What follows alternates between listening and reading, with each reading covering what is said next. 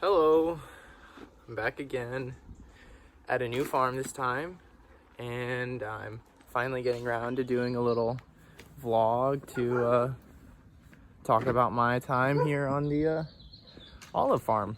So yeah, just gonna start by doing a little tour of the property and show where we've been doing most of our work, and then hopefully talk a little bit more in depth about like the different things that I've been up to.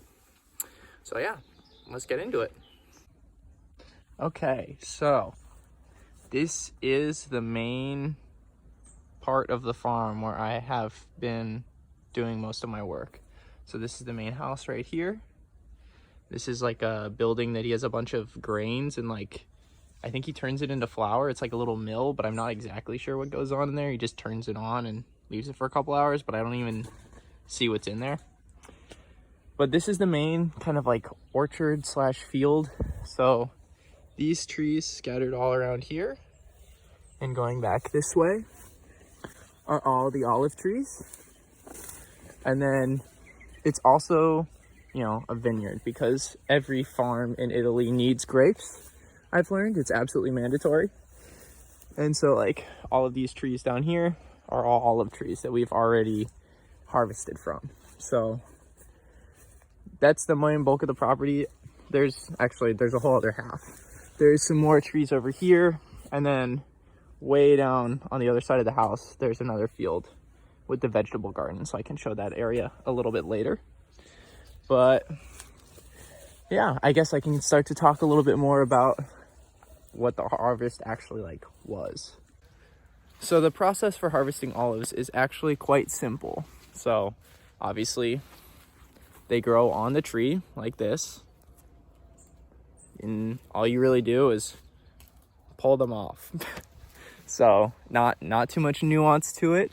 A lot of the time comes down to setting up the nets. So you have these big nets that you put all around the bottom of the tree, and they like kind of fit around the bottom of the tree. They're like cut in a way that just like, some of them are cut in a way that like fits around the trunk, and then you basically spread them all out around the all the branches, so you're completely covering the ground below them. And then there's this tool that a lot of people use, and it kind of looks like two hands that go like this back and forth. So like one at the bottom goes up and one at the top goes down, and they just like shake really fast, and it basically like knocks all the olives off of the trees, and so they fall to the ground. But at this place they only have one. So I have been working with Tonino, who's the father of the man whose farm I'm at, and Tonino is the only one allowed to use the tool because he's the boss. So I spend most of my time harvesting by hand. So usually I go around the bottom of the tree and I kind of pull the olives off all of the branches that I can reach with my hands. And then I get on a step ladder, and then I go up and I start harvesting as many as I can with my hands. And so and then I just basically throw everything onto the ground until we're finished with the tree. And so it's definitely a bit laborious and a bit monotonous. You know, you're kind of just pulling olives all day. And I really wish we had an extra tool, because he can cover with the tool, you know, the same amount of the tree in 30 seconds. That would take me probably 10 minutes. So it's not exactly like an even, I don't know, not exactly an even, even like proportion of time. So I don't know, that part is a little frustrating, and I totally got like blisters like on this parts of my fingers from pulling like along the branches to kind of pull all the olives off in a string. But we finished the harvest I think yesterday, and yeah, it wasn't bad. It was better than the grape harvest, I have to admit. It was a lot less taxing on the back, so that was really nice. So a couple interesting things I've learned about the olives in the trees since I've been working here is olives are all basically the same, like, species. There's, you know, hundreds if not thousands of different like cultivars, but cultivars are like, you know, specific strains of the tree. But, you know, like almost all food products, they're not true to seed. And so if I plant this olive in the ground and it grows into a tree, it's not going to be bearing the same fruit as this tree. It will have completely different fruit. And so a lot of the olive trees that you know of that are like named cultivars are all just like cuttings, which is like, you know, similar to most monocultures, like bananas or grapes also, like anything like that. And then the interesting thing also is on these trees, the size of the olives can vary immensely, even on the same tree. So I don't even know if you can see this, but the olives up here are very large. And then even down here, they're quite small. And this is on the same tree. And there's all like different shapes and sizes. And I don't know, maybe it's just these trees that are particularly inconsistent, but I thought that was really surprising. So as you can see, even on this one branch right here, there's a large range of the shapes, sizes, and levels of ripeness that can be found on even one tree. So it is just pretty variable. Also, if you didn't already know this, a fun fact again is olives, green and black, are all kind of the same tree. So green olives are just unripe olives. And if you ever hear of a phrase of like purple olives, which that's just the in-between, between the black maturity and the green maturity. So they turn a bit of purple in between. So when you're harvesting the olives, at least at this place, I think they waited until, you know, a majority of the olives were ripe and then you start harvesting them. But you harvest all the olives on the tree, even the ones that aren't ripe, the ones that are in between, and the ones that are fully ripe. And so you just kind of pull everything off. And then, you know, once you're done, once everything's on the ground, you basically take the nets, you like maneuver the olives into a big pile, and then you put them in boxes and take them to a separate part of the farm. And then once we were completely done with the olive harvest, and we had all of our olives that were like ready to be processed, we basically took them to a separate building in the main town. So all of the farms around here, all the houses around here have olive trees for the most part. Just when in Italy, I guess it's mandatory. So they all have olive trees. And so they all basically take their olives to this central building in the middle of town where they have this one giant machine that processes the olives and turns it into oil. And it's a huge machine. Like it was multiple rooms, all these different like conveyor belts, and like I don't even know like what it does. It's big and bulky and makes a lot of noise, but I don't even know what the inside of it actually looks like. So we basically took it there, we dropped off. We had, our olives were about 2 like large crates worth of olives, which is just the way that they load them into the machine, are these large crates. So our farm produced 2, and then we dropped off like a big kind of like urn, and they filled it with oil, and we came back a couple days later and we collected the oil. So I don't even know if the oil we got is directly from these trees or if it's just from trees in the surrounding area. My guess is probably the latter. So we just got that the other day, and yeah, that was pretty much it. That was the extent of the olive harvest portion of my time on this farm. Okay, so this is the other portion of the farm where I've been spending a lot of my time. It's a pretty extensive vegetable garden. It goes probably 50 yards this way and maybe another 15 to 20 yards this way. And almost all of it consists of these rows of different crops. He grows a large variety of crops here.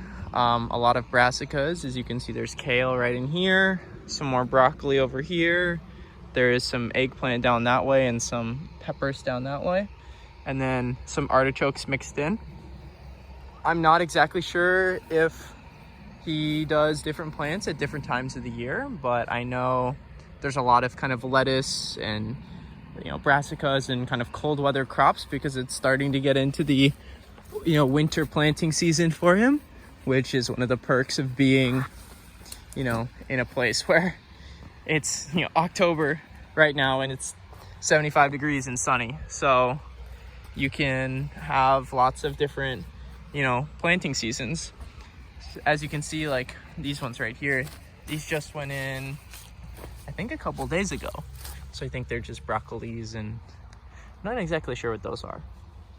But yeah, most of what I do here is pretty straightforward. It just consists of weeding the different rows. So nothing too glamorous. The only kind of funny hazard is these lines, which are, again, originally used to hold up all of these different grapevines, are not made for tall people. And I'm not particularly tall myself, but anybody over 5'8" has to be really careful about clipping them. I've almost taken my head off a couple times when just walking between the rows. So yeah, here you can see all the different peppers. They're just coming towards the end of their season since they're much more of a summer crop. But yeah, this is the other part of the work that I've been doing, the other big chunk, I would say. The one huge advantage is I get access to, you know, amazing vegetables. Everything I need, I can just come in here and take, whether it's like, oh, I want to grab some peppers to make like a stir fry or something, or some lettuce for a salad. Like, I can just come and take whatever I want. And then mixed in, there's fruit trees, walnut trees, all sorts of stuff. So yeah, it's pretty fun. All right. So the last main thing I've been doing at this farm is been helping with the bread making. And so we're in the main room right here where we make all the bread. This is the place where we mixed all the dough. These are like the extra ingredients. And then these are like the things that we keep the dough balls in until we put them into the oven. And this is the oven. And so it goes back into this little chamber in here. And so I've done the process with him about 1.5 times all the way through. And it's definitely, I think it's the most fun thing I've done here. So I really enjoyed it. The process is fairly simple. The bread recipe is fairly simple. He uses this yeast starter, adds a bunch of water and a bunch of different kinds of flour, a little bit of salt, some different types of seeds, and then this like vegetable paste. I don't know exactly like what it is. It's like tomatoes and carrots and it's all ground up. And so we basically mix the main dough right here. And he has a couple specialty doughs that he does in like smaller batches. So one of them is for like a sweet bread. And then one of them is for like a bread that like just uses hard flour, which he explained to me what hard flour was, but I forgot. So it's hard flour is typically used for pasta, I think. And so it gives the bread like a different texture and a different flavor, technically. And so it's pretty straightforward. You basically mix all the dough together. And then for the specialty breads, you put all the stuff you need to make them, you know, unique. And then you portion it off and use the scale to make sure that you're using the right amount of bread for each loaf. And then you knead it and shape it into the right shape and plop it, if it's circular ones, into one of these. And then we have these tins over here for the like little loaves. And then you put it in the oven. And so the oven that he uses is literally just like a giant brick dome. Like there's no inputs or outputs other than for the smoke. And so he gets all of the heat by burning the trimmings of the olive trees when you trim them in the winter. And so he has these bundles of sticks that he puts into the furnace as it's heating up. And this thing gets like really hot. Like it gets to like 400 degrees Celsius, which I think is like 750 degrees Fahrenheit. So it gets really hot. And then he spreads all the coals across the surface of the bottom like evenly and lets it sit for a little bit. And then he scoops all of the coals out. And so then there's like no more actual like burning things in there anymore. And so it cooks the bread in a falling heat. And so he puts all the loaves in at the appropriate times for the different ones. And then he takes them out once they're done. And so it's a pretty straightforward process, but it's really fun. And having like bread like just out of a stone oven and just eating it, which we did with one of the pieces, was so good. Like, it was literally some of the best bread I've ever had. And so it's definitely like something that I'm interested in trying a little bit more, you know, when I get back to the States, hopefully. So I don't know if I'll do this bread recipe exactly. I have to like understand the benefits and detriments of using eggs or not using eggs and the different kinds of yeast and flour and all of that stuff. But it's definitely been a really cool first like artisan bread making experience. So I hope you enjoyed a little bit of a look into my day-to-day experiences at this new farm. It's definitely been what I expected it to be. Currently sitting at the entrance. This is like my favorite spot to just sit after a long day. It's got a great view, and so I love to just kind of sit here when I have time to myself and just kind of talk to my friends or just enjoy the view. And this is actually the last day that I'll be spending at this farm and also in Italy. So I was initially planning on doing 90 days woofing in Italy, and I've decided to cut my time a little bit short. So I will be leaving at just around day 60. And for those next 30 days, I'm actually going to be doing some traveling in Northern Europe instead. I've spent a lot of time on this trip, you know, getting to, you know, be alone and be by myself. And that was what I wanted. I wanted that time to decompress after finishing my undergraduate experience at college. And I was coming out of it with a lot of feelings, a lot of burnout, and a lot of uncertainty about the future. And I wanted this kind of escape from my day-to-day life back home. And I definitely got that. But 60 days is a lot of time to be, you know, by yourself. And it's not that I'm completely alone. Obviously, I'm around the people on my farm, but it's definitely a little bit isolating when you're the sole person speaking your mother tongue, and you're even when I'm with the other people, like, I'm spending pretty limited time every day with them. So, and I'm usually working, and you're not like really talking that much when you're doing your job. You're just kind of up in a tree picking olives or picking grapes or shoveling goat poop. So you're not really like socializing too much. And so I've got to spend a lot of time with myself, and I'm ready to switch things up and go to a somewhat busier environment that's a little bit more fast-paced, a little bit more city-like. So, you know, I really appreciated all the time I've gotten to spend on these farms, and I definitely got what I wanted. I feel like I'm coming out of it a much better version of myself. I gained so much more, you know, self-confidence, and I feel like I've broadened my understanding of a lot of things.